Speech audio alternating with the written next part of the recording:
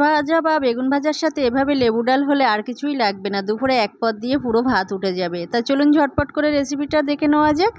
এখানে আমি দু রকম ডাল নিয়েছি, মসুরের ডাল আর মুগ ডাল। মুগ ডাল যা নিয়েছি মুসুরের ডাল তার ডবল নিয়েছি।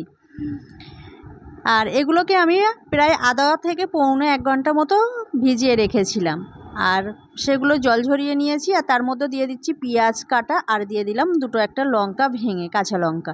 সাথে দিয়ে দেবো লবণ আর বেসিক মশলাগুলো জিরা, মরিচ, ধনিয়া গুঁড়ো, তারপরে গরম মশলা, এসব মশলাগুলো সব রকম দিয়ে দিয়েছি।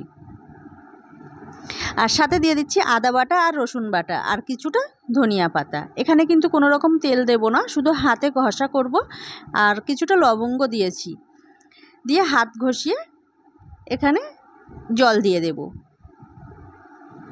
হ্যালো এভরিওয়ান, সবাই কেমন আছেন? আশা করি সবাই ভালো আছেন। প্রতিদিনের ন্যায় আজও একটা খুব সহজ রেসিপি নিয়ে চলে আসলাম। একেবারে যারা নতুন রাঁধুনি তাদের জন্য কিন্তু একদম পারফেক্ট। এই যে হয়ে গেছে, এবার এখানে জল দিয়ে দিলাম। অল্প পরিমাণে জল দেবো, পরবর্তীতে আবার জল দেবো তার জন্য। এবারে ইন্ডাকশানটা অন করে ঢাকা দিয়ে আমি 10 মিনিটের মতো ফুটিয়ে নিয়েছিলাম। 10 মিনিট পরে এবার একটা হাতা দিয়ে বা কোনো কিছু দিয়ে, ঘুটনি দিয়ে ডালটাকে ঘুটে নিতে হবে।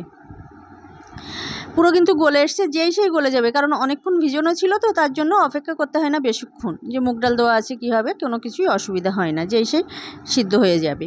যাই হোক, সিদ্ধ হয়ে এসছে। এবার এখানে আমি 2 বাটির মতো জল দিয়ে দিয়েছি। যে যেমন ঘনত্ব রাখতে চান সেই হিসেবে জল দিয়ে দেবেন। এই যে এই ঘনত্বটাই ঠিক আছে বলে আমি অল্প জল দিয়েছি। আর এখানে লেবু চাকা চাকা করে আমি কেটে রেখেছিলাম, সেই লেবুগুলো যখন ডাল ফুটে উঠেছে তখন তার মধ্যে লেবুগুলো দিয়ে দিচ্ছি। দিয়ে আবার একটু ফোটাবো 2 থেকে 3 মিনিটের মতো। আর এদিকে এবার আমি ফোড়ন হিসেবে দিয়ে দেব একটা কড়াইতে কিছুটা তেল। তেল যখন গরম হয়ে আসবে তখন তার মধ্যে দিয়ে দেব শুকনো লঙ্কা আর 1 মুষ্টি পেঁয়াজ। সুন্দর করে পেঁয়াজ কেটে আর রসুন চিপকে দিয়ে ভালো করে, আর এর মধ্যে দিয়ে দেবো কিছুটা জিরা, দিয়ে ভালো করে লালচে লালচে করে ভেজে নিতে হবে। আর কাঁচা থাকলে কিন্তু কাঁচা কাঁচা গন্ধ বার হবে। যখন ব্রাউন কালার হয়ে যাবে তখন বুঝে নিতে হবে যে বাকারের জন্য কমপ্লিট।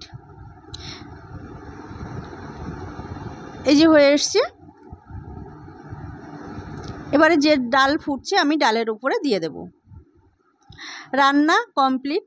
আর যদি ধনিয়া পাতা আর নেই, আমি সেই জন্য দিইনি, চাইলে এর উপরে আরেকটু ধনিয়া পাতা দিয়ে নিতে পারেন। আর যারা মিষ্টি পছন্দ করেন ডালের পাতায়, তা অল্প করে মিষ্টি দিয়ে দেবেন। আমি কিন্তু এই ডালে মিষ্টি দিই না। যাই হোক, খেতে কিন্তু বেশ টকটক লাগে, বেশ ভালো লাগে। আর মাছ ভাজা বা বেগুন ভাজার সাথে তো একেবারে মজে যাবে। আজ এ পর্যন্ত। নেক্সট দিন অন্য কোনো ভিডিও নিয়ে চলে আসবো। যদি ভিডিও ভালো লাগে লাইক দিয়ে আর শেয়ার করে রাখবেন, পরবর্তীতে দেখে বানিয়ে নেবেন। থ্যাংক ইউ এতক্ষণ আমার সাথে থাকার জন্য।